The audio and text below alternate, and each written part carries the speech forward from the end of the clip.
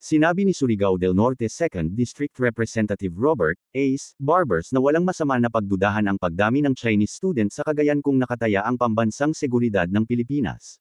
Bakit ba lahat sila nandiyan sa Cagayan kung saan malapit yung EDCA site? Bakit ganun karami ang nag-e-enroll dyan? Di ba pag gusto mong mag-master degree, kukuha ka ng mga universidad na malalaki sa ibang bansa? Sabi ni Barber sa ulat ni Dano Tingkangko sa GMA News 24 na oras weekend nitong linggo. Mayroong dalawang EDCA sites o Enhanced Defense Cooperation Arrangement sa Cagayan, Naval Base Camilo Ocias, Santa Ana, at Lalo Airport, na nakaharap sa Taiwan at South China Sea. Katuwang ng Pilipinas sa EDCA ang Amerika. Ayon sa kongresista, pwedeng maging especially isa o sleeper cells ang mga Chinese student para mang-alap ng impormasyon tungkol sa EDCA. Ganun ba karami talaga yung interesadong mag-master from China? Hindi nga marunong magsalita ng Ingles, pero nakakakuha ng master's degree, tanong ni Barbers.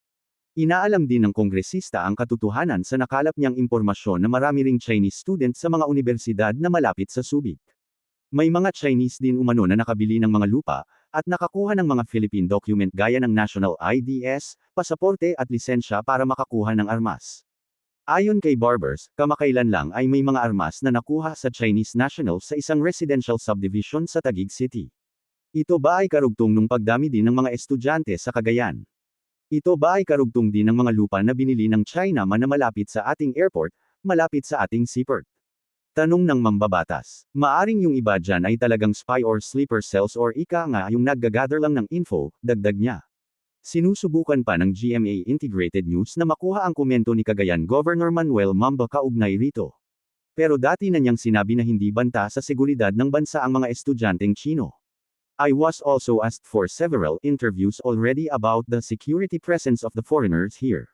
I said, as far as I am concerned, I do not see any threat, but that is not for me to say because we have security agencies, ani Mamba. Sinabi rin ni Senador Ana Garcia, Risa, Hontiveros na maghahain siya ng resolution para imbestigahan ang pagdagsa ng mga Chinese student na posible umanong isa namang uri ng pastillas scam. Visa upon arrival, VUA, and other immigration processes have been abused in the past, as it enabled the unchecked entry of Chinese nationals working for POGOs, Philippine offshore gaming operators, anang senadora. Our hearings on the pastillas scam led to the suspension of the VUA system at that time. The same might apply in this alarming new development, dagdag niya. Nitong Sabado, nagpahayag ng pagkadismaya ang alkalde ng Tuguegarao City sa tinawag niyang racist and politicized issue sa pagdami ng Chinese students sa lalawigan nila.